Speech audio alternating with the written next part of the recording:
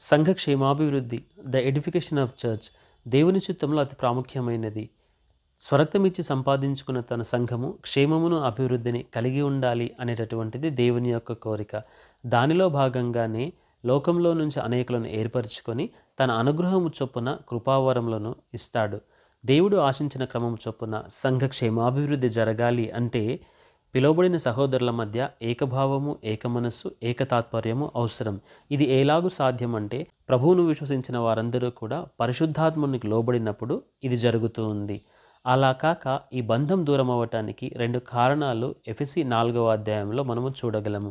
మనము చాలా కామన్గా ఫీల్ అయ్యి లేదా మనము కలిగి ఉండే ఆ 2 విషయాలు సంఘ క్షేమాభివృద్ధిని ఆపేస్తాయి అని అర్థం చేసుకోగలము. అవి అబద్ధము, కోపము.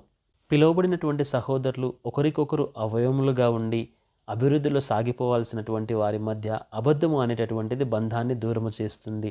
అందుకే మీరు అబద్ధమాడుట మాని ప్రతివాడును తన పొరుగువానితో సత్యమే మాట్లాడవలెను అని వాక్యంలో చూడగలము. ఏదైనా తోటలో సాతాను ఆడిన అబద్ధమే ఆదాము అవ్వలను దేవుడి యొక్క సహవాసాన్ని కోల్పోయేటట్లుగా చేసింది. కాబట్టి సహోదరుల మధ్య అబద్ధం అనేటటువంటిది ఉండకూడదు. రెండవది కోపం. బంధాన్ని బలహీనపరిచి సంబంధాన్ని దూరము చేస్తుంది. కోపం ఎక్కువ కాలంగా ఉన్నట్లయితే అది పాపం అయ్యేటటువంటి ప్రమాదం ఉందని వాక్యము సెలవిస్తూ ఉంది. తన తప్పును తెలుసుకున్నటువంటి కయీను కోపపడి హేబేలు హత్యకు కారణమయ్యాడు.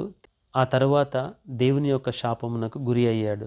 కాబట్టి సహోదరుల మధ్య అబద్ధం, కోపం అనేటటువంటివి సంఘ క్షేమాభివృద్ధికి ఆటంకం. ఎప్పుడైతే పరిశుద్ధాత్మ దేవునికి లోబడతామో అప్పుడు ఏకభావం, ఏకమనస్సు, ఏకతాత్పర్యము కలిగి ఉండి సంఘ క్షేమాభివృద్ధి జరుగుతుంది.